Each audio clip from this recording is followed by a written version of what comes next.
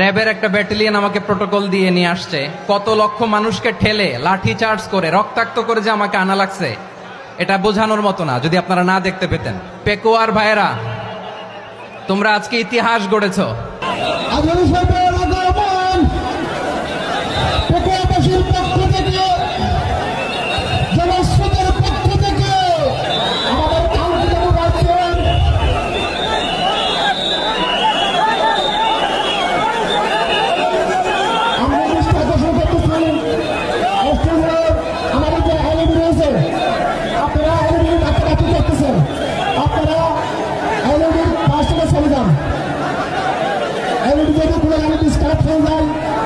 যদি কোনো কষ্ট হবে।